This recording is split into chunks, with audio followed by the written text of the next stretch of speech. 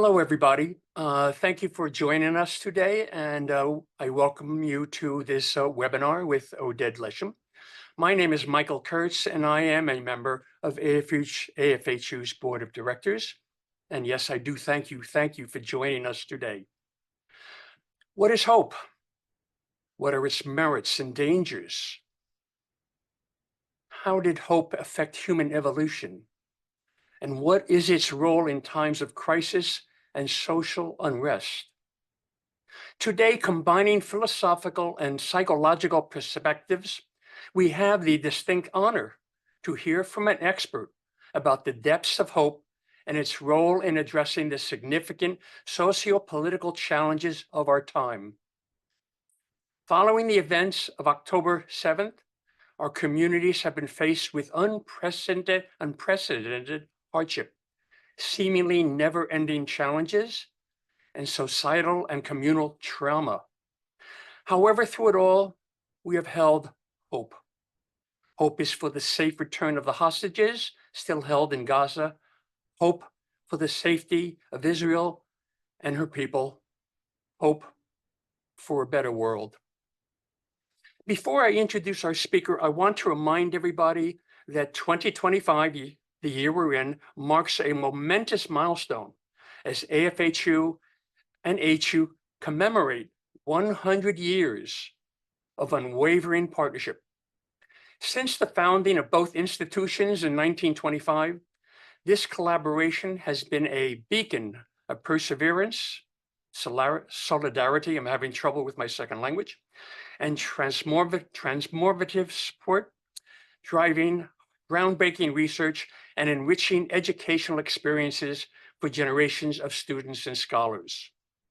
We invite you to join us throughout the year as we honor this remarkable legacy with a series of inspiring events.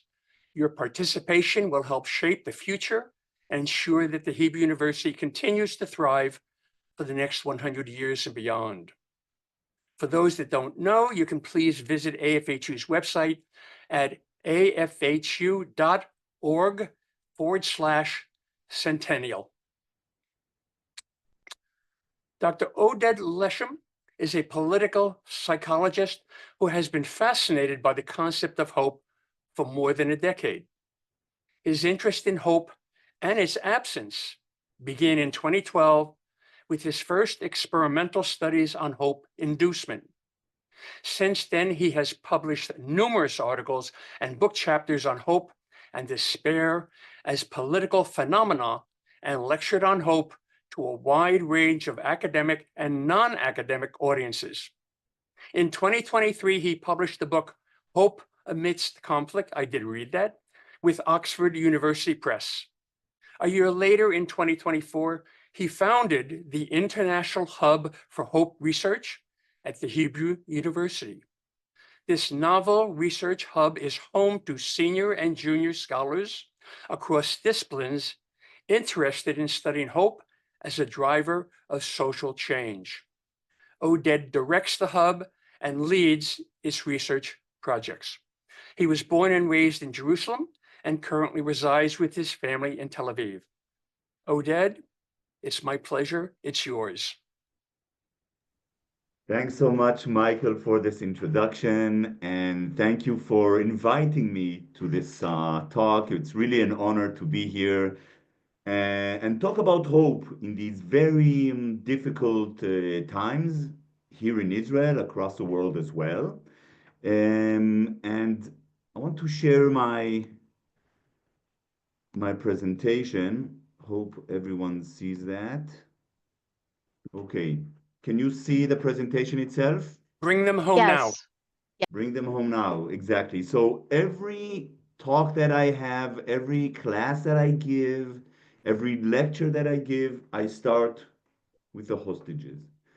So first of all, we have here, the beautiful photo of Emily Damari. Emily Damari was one of the first hostages that was released now in this batch. She was released less than a month ago. And this photo was taken several hours after she exited Gaza after 14 months of captivity. and you see her smile and you see her sign with a wounded hand. And that's really a symbol for us for the courage and the resilience and the hope of the hostages. They are really an inspiration for us, and I believe for everyone. And I begin every lecture and talk with this very important cry and demand to release all the hostages. You know, we need it because the hostages themselves are in great danger, and the families, of course, are worried for many, many months. But we also need it for the spirit of Israel and the Jewish people, because these very ideas of Pidyon Shvuim, the mitzvah of bringing back hostages, Kol Israel Arevim זה לזה, Kol HaMatzil Nefesh Achat, every person that is able to rescue even one soul as if he is rescued the whole world. These are foundations of Israeli society, foundations of the Jewish people. And if we must hold the spirit. We must bring them home. I will say, as an expert of public opinion, there is a huge majority in Israel in support for the deal. All the chief security officers in Israel, in the IDF and elsewhere, are in favor of the deal. So I take this opportunity to call for the deal. And of course, this is very much connected to hope, because we are talking about hope in the midst of probably the biggest crisis that Israel has ever been through. And I want to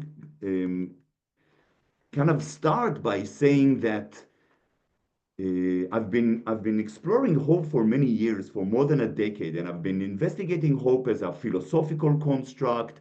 I'm also a quantitative researcher, so I offer a way to measure hope, and I measure hope in conflict zones around the world. I investigate hope as a psychological construct. But many people have asked me since the 7th of October, is it actually appropriate to talk about hope now? Does it make sense to talk about hope in the midst of this great crisis when the hostages are still in captivity? We're still in the midst of a war. As you know, in Israel, there's also a lot of tension within Israel, great distrust in the government, etc. The times are so difficult, also in the US and around the world. Maybe it's not an appropriate time to talk about hope. Maybe we should let things improve a little bit, and then we can talk about hope. But what I've kind of understood from my research, and I think people here will agree with me, that actually hope matters exactly in these times, in the times of hardship, in the times of social unrest. This is when hope really matters. When everything is good in our life, right? When we know where the future is taking us, the influence of hope or the importance of hope is marginal.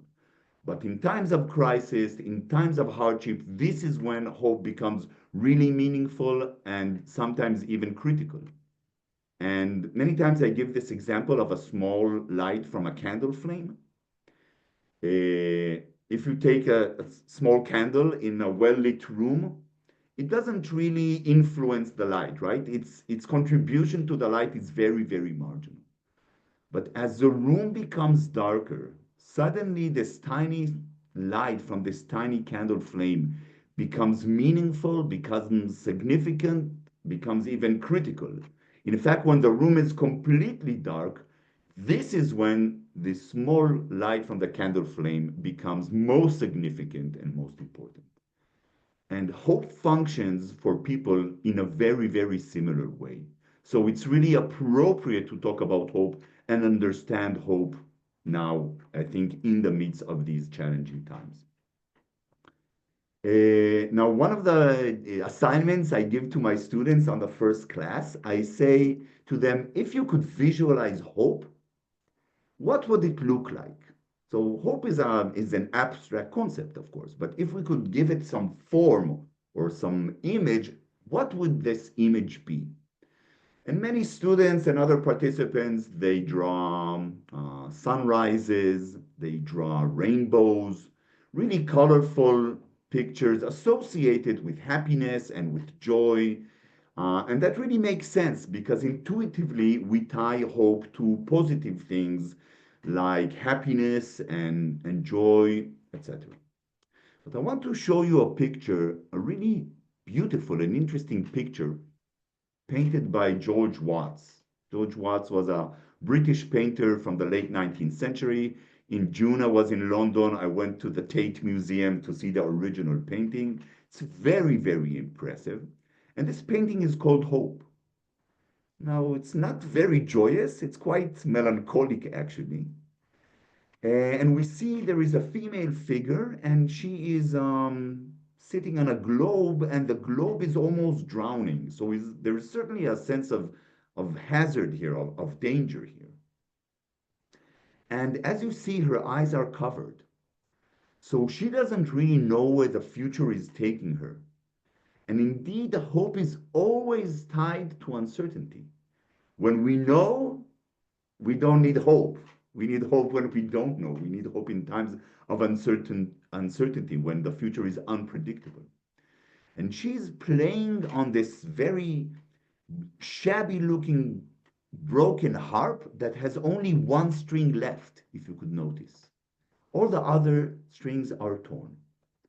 And she's plucking on this string and she's trying to listen to the soft note from the only string left from this broken harp with her eyes covered when the globe is almost sinking. And this is hope, right? So, in one way we could understand hope is this very unique human ability to cling to even the slightest positive signal in times of hardship, in times of distress, when things look like they're falling apart. And this melancholic view of hope is very important because one of the things that I try to do is in my research is I try to de-romanticize hope. Many times we use hope as a slogan, right? We say, we must keep hope. Let's believe that everything will be all right. Trust me, it's going to be okay. And we call that hope. But hope is a much deeper concept, both psychologically, the way it works in our brain, and also philosophically in terms of its meaning in our life. And in fact, most of the philosophers, both ancient Greek philosophers and postmodern philosophers, didn't talk about the good sides of hope. They talked about the bad sides of hope. They talked about the disadvantages of hope and the dangers of hope. And it's very important to know these dangers so we could understand hope in its fullest concept. So, for example, Nietzsche, right, not a very optimistic guy for sure, he said, hope is the worst of all evils. It's the worst of all evils because it prolongs man's suffering. And indeed, that makes sense because when we're hopeful for something, when we hope, when we desire something, when we have these aspirations and hopes, we're usually very anxious, right? There is some anxiety accompanied, right? That comes together with hope. Skeptical people, pessimists, they don't have this anxiety, right? They assume that things are not going to go well, and so they're not anxious. But hopeful people are anxious people, right? And so indeed, hope many times comes with anxiety, comes with pain, comes with suffering sometimes. Let's think about the families of the hostages. They're hoping to see their loved ones. We can't imagine the magnitude of their hope. It's so strong, right? Their desires and aspirations to see their loved ones is so strong. But it's not easy. It's a burden, this hope to see your loved ones every day waking up after so much time. And having and holding this hope is quite a challenge and a burden. So we also need to understand that hope comes with anxiety and with suffering. And many times, of course, with frustration because our hopes could be dashed. And then kind of another strand of work says Hope comes with ignorance. Hope is for the foolish. This is Spinoza, this is Descartes. Descartes says, what is hope? It's this tendency or disposition of our mind to believe that our wishes will come true. Who said our wishes would come true? Who gives us this um, certainty? No one. And this is kind of a disposition, a bias that we believe that what we want will actually materialize. And of course, that doesn't happen in life. So they tie hope with ignorance. Spinoza and others said, the aim and main purpose of man is knowledge. We need to acquire knowledge. We need to strive for knowledge, not hope. We can't base our decisions on hope. We need to base on decisions on knowledge. So we need to avoid hope as much as possible and pursue knowledge and pursue facts. And in fact, when you come to think about it, hope could lead us to being naive. Hope could lead us, for example, to kind of dismiss challenges that lie ahead. Hope could lead us to paint reality in rosy colors just because we want something badly. We kind of dismiss the challenges, paint reality in rosy colors. And this is, of course, a big problem. And so this is this kind of point that hope could come with this being naive, being ignorant, being foolish, etc. And lastly, very interesting, hope is very, very demanding. And it's demanding in two ways. First of all, it's demanding in terms of the mental energy it requires. We know from neuropsychology that hope is a very elaborate mental process. We need to envision a future, we need to envision a better future, we need to envision ways to get there. That's a lot of mental processing. That's a lot of mental energy. And you know that our brains like to be lazy, right? So hope is really like that's a lot of work, right? If you're skeptical, you don't need to work that much. And also, as we know, fear, for example, is very automatic. Fear requires very little mental energy. So compared to hope, many times people prefer fear to hope because it requires a lot of mental work. But it's also demanding in terms of the behavioral commitment, right? When people hope for something, we expect them to devote time and energy and thought and money to pursue their goals, to pursue their hopes. So it's very, very demanding, right? We like to be lazy. So if you are skeptical or pessimist, you could be lazy, right? You could sit easily on your chair and do nothing whatsoever because you say, no, it's not going to work. It's the hopeful people that need to also invest time, invest energy. And so hope is very demanding. It requires a lot of commitment. And that's actually another disadvantage, right? Because we need to really to invest in hope. And these are three kind of disadvantages. I also want to kind of say that very interestingly, hope is very culturally dependent, or the value of hope is very culturally dependent. So in Western cultures, certainly in modern, postmodern cultures, we really value hope, right? We kind of our culture encourages us to aspire for the impossible and believe that we could do it, right? Think about all the movies, all the books, that kind of the main theme is this person that had hopes for, something that was considered impossible, but against all odds, this person succeeded in achieving this. So we really kind of value these people's hopes, right? Hope for the impossible, for the unachievable. But other cultures are much more modest or encourages us to be much more modest about the future. Kind of decrease your aspirations a little bit, decrease, the belief you could achieve them. And this is much more favored in several cultures. And in fact, we also see it in religions. In what we call linear religions, which are, for example, Judaism, Islam, Christianity, are linear religions in a sense that they perceive time as linear, right, as history. There is past, there is present, and there is future. And God Almighty kind of takes us through this journey. So in these types of religions, we see hope as a central theme. But religions that are more circular, that go in circles, right? Like Hinduism and Buddhism, we don't see hope as a salient theme in the scriptures of these types of religions. So hope is both culturally dependent, it depends on religion, and we shouldn't take it for granted.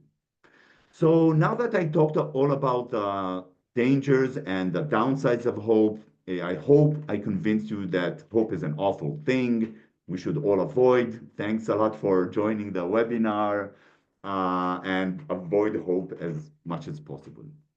Yeah, of course, this is a joke, and the reason I'm always saying this is that I really believe we need to know and kind of acknowledge the pitfalls of hope and the downsides of hope if we want to work with hope effectively. So, going from the dangers of hope to the merits of hope and the powers of hope, we could say, I think, several things that are really kind of point to how essential hope is for people. So first of all, we could really kind of understand hope as an existential human need, something we could not live without, like water, like food, like sleep. And I think the best example is Viktor Frankl's Hope's Man's Search for Meaning. Viktor Frankl, right, Holocaust survivor, talked about meaning and hope in the death camps, in the concentration camps, in the most, dire and dreadful situations of man. He talked about hope. And what he wrote very explicitly is that he observed that prisoners that had hope, even the slightest hope for a small piece of bread, or big hopes to be, liberated and see their families again, those people had at least the ability to survive. But the people that kind of abandoned hope didn't have a chance, didn't have a chance. So, really, from his observation, is this idea that hope is something existential, that we need, that humans cling to it in the darkest situations. And we know it also, and I'll talk later at the end of the presentation, I'll talk about a really unique project that we want to launch with hostages that came back and explore hope in captivity. But we know that hope is really essential for human survival. But even if we take kind of a bird's eyes view of evolution of humanity, we can say that the evolution of man is in many ways due to people's hope for well-being, for improving their lives. So for example, Ernst Bloch said, everything we see around us, every human achievement is hope driven. Everything we see around us was driven by hope. All of humans' technological advancements, all of humans' social advancements are hope driven. So, for example, we're not supposed to fly, right? We don't have wings. Humans don't have wings. So, under no circumstances whatsoever, we're supposed to fly and reach the skies. But humans have looked to the skies and to the clouds and to the stars and to the moon, and their hopes to fly and touch the skies and reach space have made it such, their hopes, right, their aspirations and their dreams to do it, had made them such that they provided the technology that made this transpire. And so humans hope for technological advancement is, they failed and they failed and they failed, but then they made it happen, right? And the same thing you could say about democracy, for example. So what is democracy? Humans lived under totalitarian regimes for centuries, but their hopes to construct some better social contract between people, structure that is better for everyone, that is equal for everyone, that provides freedom for everyone. is, and their struggle to do it with many, many failures have made democracy at the end materialize. Now, of course, we're seeing what we call now in political science, we are seeing democratic backlash. We see democracy kind of fading in many, many places in the world. This is true in the US, certainly true in Israel, in other places in the world. Democracy is under threat, no doubt. But this idea of people saying, no, we are not willing to live under social structures that are oppressive, uh, is eventually is what made these things and what will make these things succeed, right? So we could say that what we see around us is hope driven. And by the way, it doesn't matter if this hope is anchored in human ability or the ability of God Almighty, it doesn't really matter. The idea that the future could be better and should be better is what makes humans advance. And lastly, we actually see in empirical data, we see that there are positive objective outcomes of hope. So we could measure people's hope and then correlate it and experiment with that and see if that actually matters. And we see that hope for people have better academic achievements, have better athletic achievements, they actually live longer. So there is a study done in the 70s and the 80s, measured people's hope on all sorts of domains, hope for well-being, hope for health, hope for career, hope for family, etc. And they saw that these people, the people that scored higher on the hope scales in the 70s and 80s, actually lived longer into their 80s, etc. So there is also a connection between hope and longer life. And so what I try to do, one of the things that I try to do is in my studies, is try to what I call optimize hope. What is to optimize hope is to try to take advantage of all the benefits of hope that we see here, while trying to avoid or minimizing the effects of the drawbacks that we talked about earlier, right? And in this sense, optimal hope is a hope that magnifies the merits of hope and tries to diminish as much as possible the downsides and the drawbacks of hope. And we'll talk about optimal hope at the end of the talk today. So I talked about what's good and bad about hope, but I didn't say what hope is. And you know what we do best? What do we do best, researchers? We disagree, right?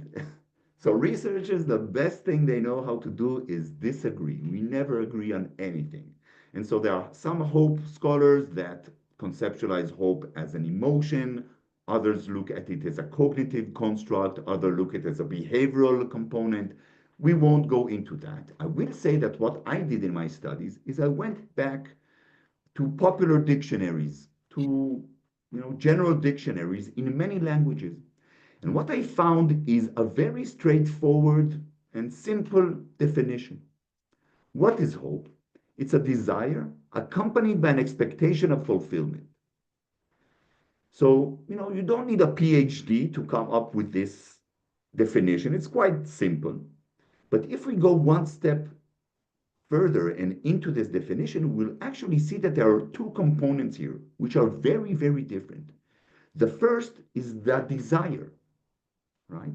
So hope requires this desire, aspiration, the will, the dream, you might say, right? And this is one thing. And people could differ on this component. Some people want things very, very badly, and some people want the same thing to a lesser extent. And the second component is the expectation, this assessment of possibility, right? What are the chances? So hope is always tied to both this desire, aspiration, wish component, and to the expectation component. And what I show in my studies is that these two components, the wish to attain a goal, right? The wish, the desire to attain a goal, and the expectation that this goal could be attained, are actually the two necessary and sufficient components of hope. So we need them both, but we don't need anything more, right? And I'll give you an example, and if I may, I want to share something a bit personal. I have to admit that I want to be an astronaut. I've been wanting to be an astronaut since the age of 3. I've been looking in books about spaceships and about the stars for a long, long time. I love these very cool suits that the astronauts have. So I could certainly say that I wish and I have great desires and hopes in that regard to be an astronaut. But the fact that I'm working at the Hebrew University and I have no experience in flying a spaceship, I think that really decreases my expectations and my chances that I'll ever be admitted to a NASA program. I also hate flying and I'm afraid of heights actually, so it won't really help me. So I could say that even though I wish to be an astronaut, the fact that I have no expectation actually nullifies my hope, right? I can't say I have hope to be an astronaut because there's no chance, right? So when the expectation is zero, hope is nullified. I'll give you another example. Let's say I park in a no parking zone, and I see some person from the municipality giving out parking tickets, and I see this person coming to the car. So I could certainly expect to get a parking ticket, right? But I can't say I hope to get a parking ticket because my wishes are zero. I certainly don't have no desires to pay the penalty. So here, even though I have great expectations, right, and I know I'm going to get a parking ticket, the fact that the wishes are zero nullifies my hope as well. So I need both wishes and expectations. And in fact, hope is this interplay between people's desires, wishes, and their expectation that these desires will come about. And the problem is that the word hope in many languages is very confusing. So I'll give you an example. A good friend of mine told me, uh, I really hope that there will be peace in the Middle East, but I have no hope that there will be peace. How can you say you have no hope? You just say you really hope. But of course, when we think about this sentence again, we could say, okay, my friend told me she really hopes for peace, meaning she desires, aspires, she has great wishes that peace will happen, but she has little hope, meaning she thinks that the chances are very slim. So this is the expectation dimension. And indeed, in many languages, sometimes we use the word hope to signify our wishes and dreams. And sometimes we use hope to signify our assessment of possibility or expectations. That makes it very problematic to measure hope. If people refer to hope in different ways, how could we measure hope? So what I offer in my research, and actually the model that I offer to understand hope, is what's called the bidimensional model of hope. That means that instead of looking at hope as a unidimensional construct, that either I could be low or high on hope, I have low hopes or high hopes. No, we don't look at hope like that. We look at hope as something that has two dimensions. And the two dimensions are, the first one is the wish dimension here on the y-axis, right? And the higher I'm on the y-axis on this wish dimension, the more I hope for something, in a sense that the more I want it, the more it's important for me, the more I desire it, aspire for it. That's a dream dimension. And the second dimension that on the x-axis is the expectation dimension. And this refers to my assessment of possibility, like what are the chances? And the higher I'm on the expectation dimension, the higher my hopes, because I assess the possibility of this thing as high. And so we could look at hope as something that is actually kind of marked on a bidimensional area on a plane. In the left lower corner here, I don't know if you see my cursor here, people don't have hope. There's no hope here because this is something unimportant for me. I'm totally indifferent to it. I don't desire it at all. And I also think it's impossible. Okay, so there's no hope. But as I go to the upper right corner, this is where hope increases, both because these are things that I hope for more in a sense that I desire them and aspire for them. And also, I think they have more chances to materialize. Right? Here, by the way, on the edge, that we don't have hope because this is certainty. When the expectations are 100%, when I know something is going to happen, I don't need hope. There's no hope, right? But hope is all around here. And the places are really different. The most interesting place of hope is this part. This is the part when we want something badly, when we aspire for something and we need it very much, like bringing back the hostages, like ending the war, like, struggling for social well-being, etc. But the chances would be very, very low. This is a really interesting place of hope. And this is also true if we take it to the personal level. So we all hope to be healthy, right? But people who have severe illness, their hopes in the desire dimension, in the wish dimensions are higher, right? They feel awful. And so their wishes and desires and aspirations for recovery are higher. But sometimes their expectations are lower because the chances for being feeling well sometimes become lower as the illness becomes more severe. So this is certainly the interesting part of hope, and this is the part of hope when that I focus on. I see that I don't have a lot of time, so I will talk about, I think, two parts. All right. I will first ask this question: is hope necessarily action oriented? So most philosophers agree that hope is tied to action. There is no such thing as idle hope. This is Erich Fromm, one of the most important philosophers who talked about hope. There's no such thing as idle hope. If you're sitting on your chair and you're saying, yes, I hope for something, but you don't do anything about it, that's not hope. That could be, we could call it something else. But hope is always tied to action. And we see also empirical evidence that tie hope to activity and behavior. And then another question is like, what is the difference between optimism and hope? And we could answer that question by looking at the statement before. Rick Snyder, one of the most important scholars of hope, said, optimism is hope minus a plan. So hope is you want something, you believe it is possible, but you could be optimistic but passive. Okay? You can't be hopeful and passive. All right. So um, I'm going to skip a little bit because we have little time, and I'm going to talk about optimal hope. And my suggestion is this, that, we have hope is built on two dimensions, right? The wish dimension and the expectation dimensions, and both are important. But we see from empirical kind of evidence that the wish dimension, the dream dimension, is a bit more important. It has more predictive power on all sorts of outcomes. So if we shift our attention to the wish dimension or to our dreams, rather than trying to think about the assessment of possibility, we start to kind of get into this optimal hope region.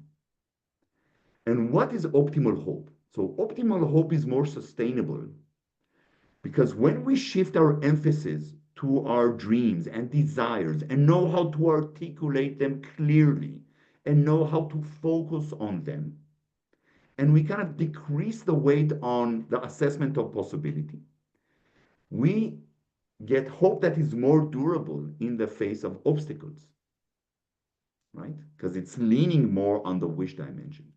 We also get, interestingly enough, we also get a more realistic type of hope. Because many times when we count too much on the chances of possibility, on the expectation dimension, we are afraid to look at the challenges ahead. We are afraid that our hopes are going to be dashed because there are a lot of obstacles and challenges. But if we put our weight more on the wish dimension, we have the courage to look at reality and not color it in pink colors. And this is very important because think about all the great achievements of people. Many times I give this kind of example of Zionism, or other social struggles that were against the odds. So what will happen if the people, the first Zionists will think, what are our chances to build a homeland for the Jewish people? Nothing. There were no chances. But many of people's achievements were despite the low chances, right? Despite the odds. And this is true for many, many things that people achieved. And because they were more kind of focusing on the wish dimension. And the last component of optimal hope is action. And one of the magical aspects of hope is the connection between hope and activity. So, of course, it's kind of intuitive to think when we hope for something, it generates action, right? We want something, we think we could achieve it, and that actually the consequence is some sort of action. But the magic of hope is that it also works the other way around. When we are active in something, when we are involved, when we volunteer, when we are engaged, usually with other people, suddenly we feel hope, right? And this hope is because in many ways, we kind of summon the future to the present. We kind of see our dream in the present. We see the people that we work with. We see our aims. We see it in front of us. It might be a small slice of it, but it's still what we want to achieve. We see it in the present. So action also generates hope. And so optimal hope is always tied to action because we're active, it generates hope, and then it generates action again. Okay, so and we want to be there. We want to be in a place where our hope is very active.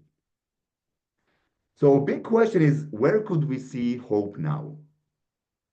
Right now in this, in the midst of crisis. And I want to suggest that university and higher learning and higher education is a place of hope, is a hope-driven idea, both because research is what's advancing us to the future. With research, we could advance humans, technological achievements, social achievements, all achievements are now research, driven, but also because we invest in the students, right? What are the students? The students are the future. So we really higher learning and university is very hope oriented. And the Hebrew University, along with other universities in Israel, really, I think, symbolize hope in the last 2 years. First of all, because the Hebrew University, together with other universities, really stood up for Israel's democracy and took a stand there and to strengthen democracy and democratic values while they were threatened. But also on the 7th of October, when the war started, the university was closed because most of the students and faculty were enlisted. And so the contribution of the university to the home front and the battlefront was very, very significant. While that was happening, the Hebrew University was also very minded to keep the university a safe place for Arab and Palestinian students as well. So I was teaching a class where I had reserve soldiers, coming with their uniform and Palestinian students from East Jerusalem. And we managed, together with the backing of the university, to keep the environment positive as much as possible, welcoming, safe, etc. So really, really a beacon of hope. This is true for many universities, but I could say for the Hebrew University as well. And I want to take kind of the last minutes. I know I'm a bit over time, but I want to take the last minutes to talk about kind of my own baby that I started just several months ago. It's called the International Hub for Hope Research at the Hebrew University. And we have kind of two main goals. We want to be the international go-to center for hope-related research and really lead the global aspiration of hope as a driver for social change. So this is the only place, the only research center in the world that looks at hope as a social and political phenomena and tries to understand hope in social and political context. But we also want to take this knowledge and provide evidence-based data to strengthen and advance equality, democracy, conflict resolution, and other values that we hold dear. So this is a really kind of a new place. And the first cohort of the students, the semester was just closed 2 weeks ago. So this is the first cohort of the graduate students of the Research Hub. Just a little bit about them. On the left with the black jacket, this is Gil Dickman. He's the nephew of Carmel Gat, one of the hostages that was murdered in the beginning of September while in captivity.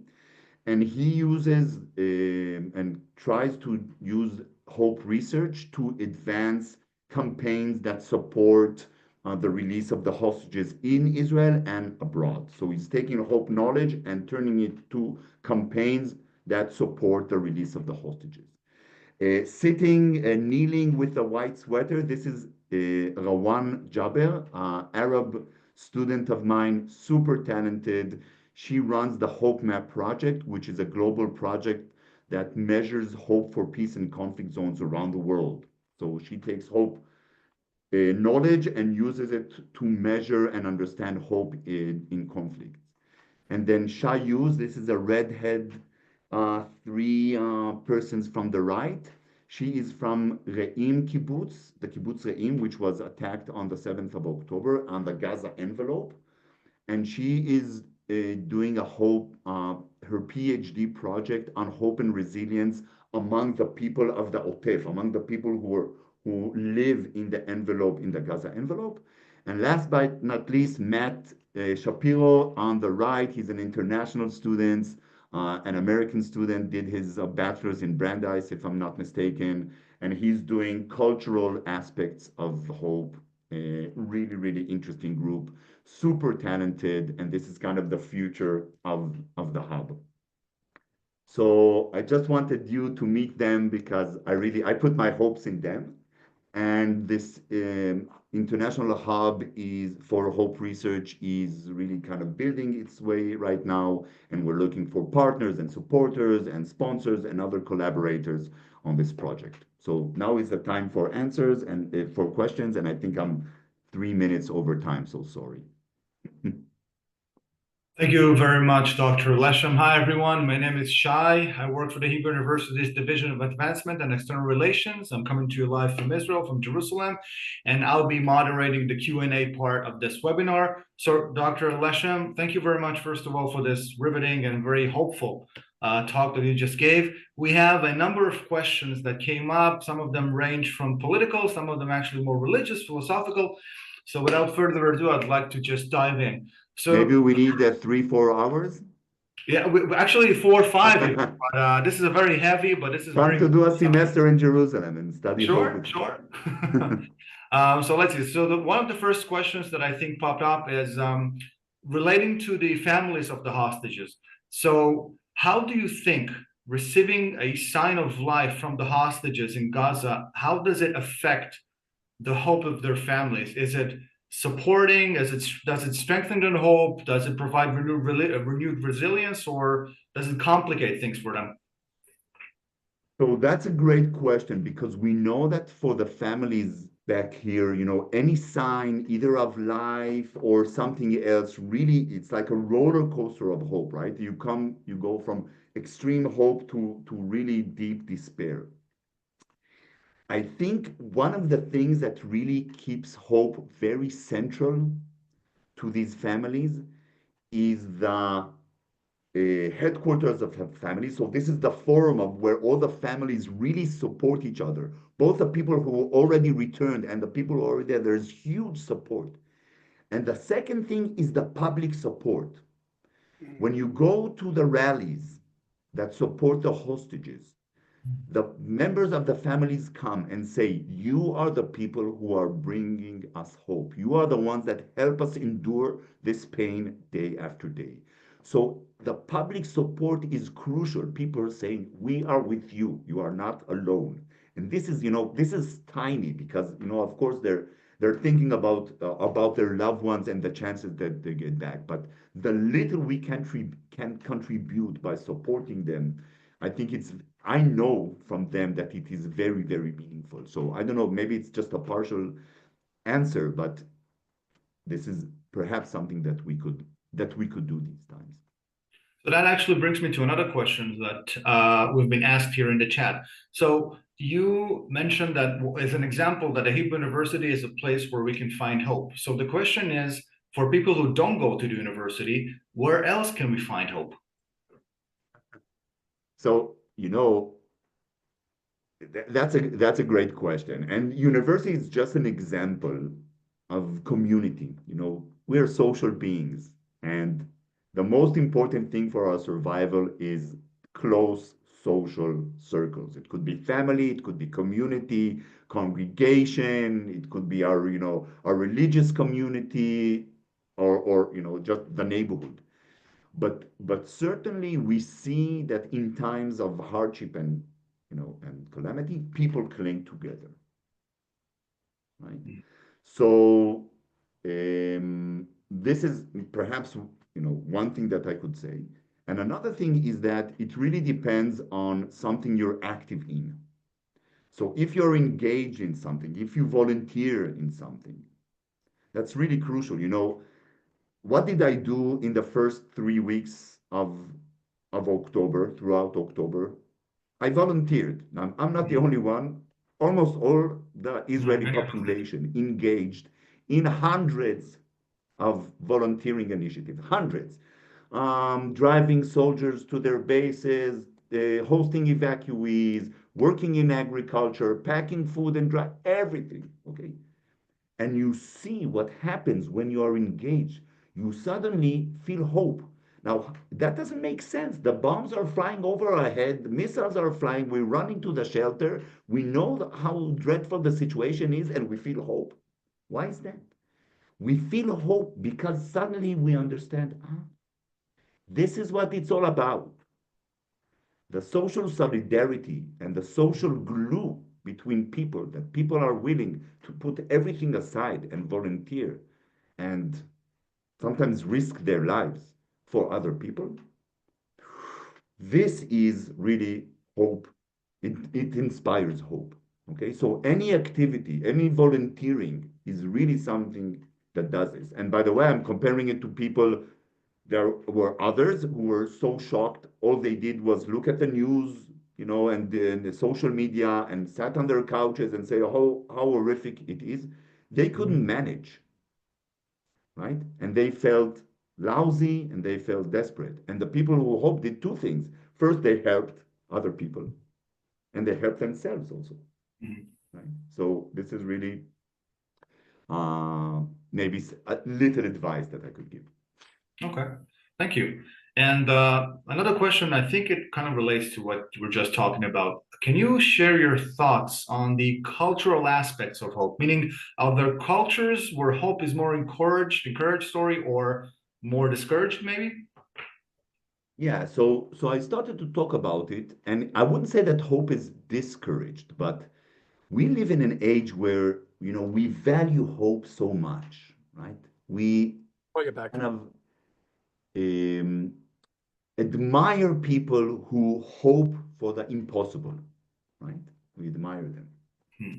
But there are other cultures who kind of encourage us to be a bit more modest about the things we should aspire to achieve and our chances, right? There are two components, two dimensions. So how much we should want something and how much we believe we could materialize it. And so there is a cultural difference here. So Asian cultures, we see hope as a theme that is not as salient as in Western cultures. So in Western cultures, certainly current modern cultures, hope is a much more salient theme than in Asian cultures. But I want to say I will use this opportunity to talk about hope in the Jewish scriptures. Hmm. So, for example, hope the root hope appears 77 times in the Bible. And the book that it appears most frequently is the book of Job, Hmm. right? The book of immense suffering and pain, right? Of loss and bereavement. And this is the book that hope is, mentioned the most. So first of all, this ties us again. Hope and suffering, hope comes with pain, right? When everything is fine and dandy, we don't need hope. We need hope in times of distress. And this is one thing. And the second interesting thing is that the root of tikva is like the root of mikveh, a Mm. reservoir of water. And so this idea that hope is also a reservoir, or let's say a mental or spiritual reservoir of people, is something that is very tied together. And the Bible does a beautiful work of connecting reservoir, the more physical thing of a water reservoir, Mhm. and the hope as a reservoir into the mental or spiritual reservoir. So again, I'm glitching a little bit, but hope that helps. Sure, but you know what? Why don't we stay on the more religious aspect of this Q&A? So one question we got was, you mentioned that Judaism and Islam and Christianity are more not really circular religions, but they have the same aspect, if you will, when it comes to hope. So how does Judaism's hope fit between, Islam's fighting against the infidels, or the part of Islam talking about fighting the infidels, and the part of Christianity hoping that, all people in the world will convert to Christianity, essentially? So how does the Jewish hope fit into this? Right. This is a good question. It also really relates to what we see around us, even here in Israel. So you could definitely say that the hopes of Jewish people around the world today, are not the same. There Mhm. are some people that when for them, the most beautiful and desired future is a world where Judaism is living alongside other religions, is not at the expense of other beliefs and ethnicities, where there is an opening for all sorts of ways to worship the Jewish God, etc. Right? So this is a more progressive or modern kind of vision of Judaism. And there is a Judaism right now which is more extreme, which is exclusive, which has a very kind of dominant view about equality, about women's rights, etc. And there are two visions, and they are struggling, right? Mhm. And this is not new in the history of the Israelites. Israelites have been struggling sometimes against each other for Mhm. different types of views of the future. So hope, this is, I think that's a great point, because hope in its sense is neither good or bad, right? It depends Mhm. what you hope for. Sometimes people could hope for eliminating other people, right? We don't want that type of hope, right? Mhm.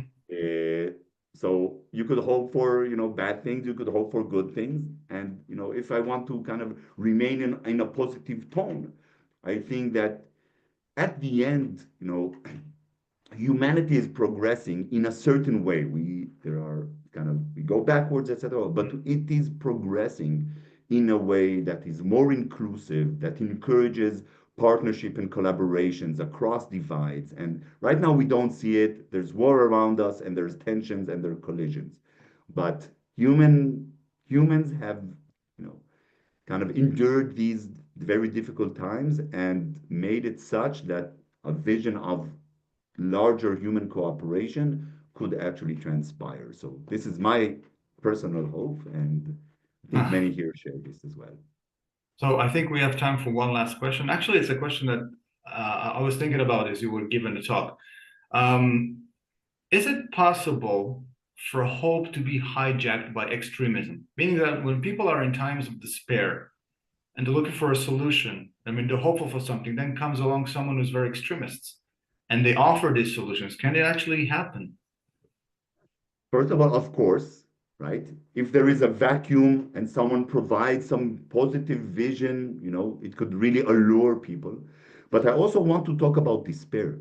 Hmm. Despair is also very, very dangerous, because sometimes regimes want to keep people in a state of despair, in a state of constant frustration.